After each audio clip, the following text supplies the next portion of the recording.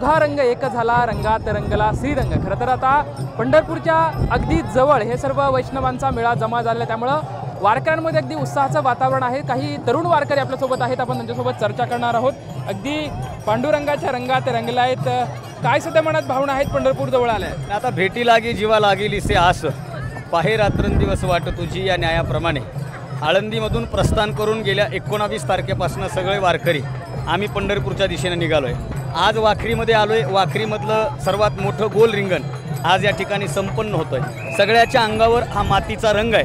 खरं तर माती, शेतकरी आणि वारकरी हा फार महत्त्वाचा संदर्भ आहे। इथं चालणाऱ्या वारकऱ्यापैकी हे सगळे शेती मातीशी अर्थात मातीशी इमान राखणारे सगळे वारकरी या वारीमध्ये सहभागी झालेले असतात। आणि आता हा मातीचा रंग म्हणजे आमच्यासाठी पांडुरंगाचा रंग आहे आणि त्या पांडुरंगाच्या रंगामध्ये रंगण्याकरिता इथं हे सगळी धूळ, इथं ही सगळी माती कपाळाला लावून म्हणजे आयुष्याची माती करून घेण्यापेक्षा इथल्या मातीमध्ये लोळणं हे वारकऱ्यांसाठी सगळ्यात महत्त्वाची गोष्ट असते।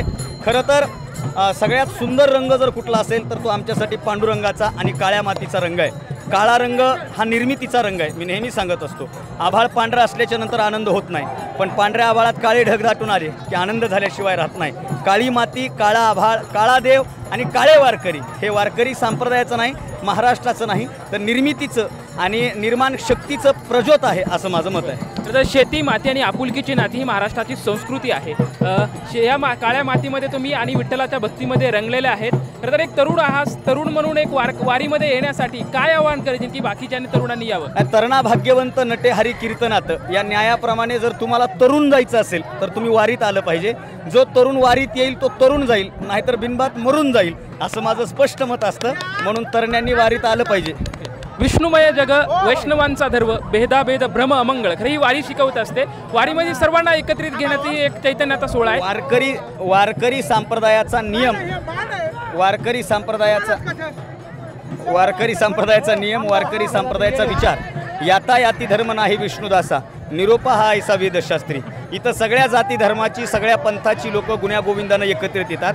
वारी म्हणजे काय तर निरनिराळे प्रदेश, निरनिराळे लोक, निरनिराळ्या जाती धर्म एकत्रित येऊन एक जीवानं आणि एक विचारानं पाऊल चालत चालत पंढरपूरकडे जाणं म्हणजे वारी आहे।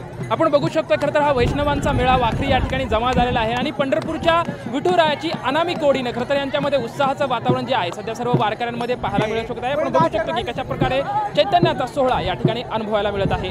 दिवनन मराठी, लक्ष्मण जाधव, वाखरी।